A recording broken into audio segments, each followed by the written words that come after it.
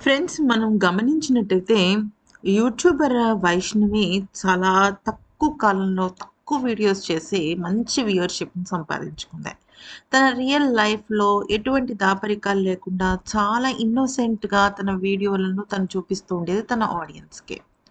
అయితే ఇక విషయంలోకొచ్చినట్టయితే చంపే రోజు ఈ హరిబాబు వైష్ణవి విషయంలో చాలా పెద్ద దారుణం చేశాడు. అయితే క్షణికావేశంలో జరగలేదు ఇంత పెద్ద ఘాతుకం అని చెప్పేదానికి ఒక విషయం చెప్పాలి అంటే తన ఫోన్‌కి సంబంధించి చాలా పెద్ద విషయమే చేశాడు. జరిగింది ఏంటంటే సాధారణంగా ఇలాగ వ్లాగ్స్, యూట్యూబింగ్ చేసే వాళ్ళకి ఫోన్ అనేది చాలా పెద్ద విషయం. ఫోన్‌లో వీడియోలు చేస్తారు. అలాగే మంచిగా ఎడిటింగ్ చేసుకొని అప్‌లోడ్ చేస్తుంటారు. అలాగే వైష్ణవి కూడా తనకి సంబంధించిన వీడియోలు గట్రా అన్నీ కూడా ఫోన్‌లోనే తీస్తుంటది. అయితే దాని ద్వారా తను కొద్దిగా డబ్బులు సంపాదిస్తూ ఉండేది. తను ఎంత డబ్బు సంపాదిస్తుంది, ఏంటి అన్న పూర్తి విషయాలు తనకి తెలుసు. ఎవరికి? హరిబాబుకి తెలుసు. కొంతవరకు తెలుసు. అయితే ఇక ఆ డబ్బుకి ఆశపడ్డాడు. తనేమనుకున్నాడంటే నేనెటు దీన్ని చంపేస్తున్నాను. అంటే ఈ అమ్మాయి వైష్ణవిని చంపేస్తున్నాను.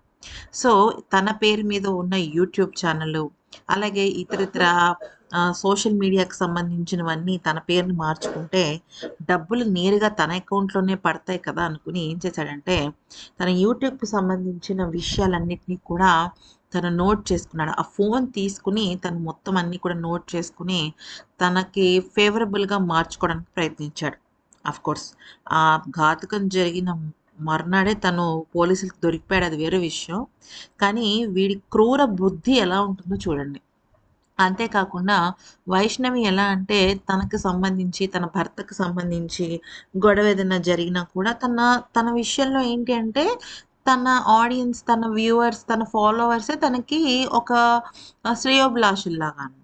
సో, ఆ క్రమంలో తను ఏంటంటే జరిగిన ప్రతి విషయాన్ని తన ఫోన్‌లో భద్రపరుచుకొని వీడియోల రూపంలో పెడుతూ ఉంటుంది. దానికి సంబంధించి ఏదైనా కావచ్చు.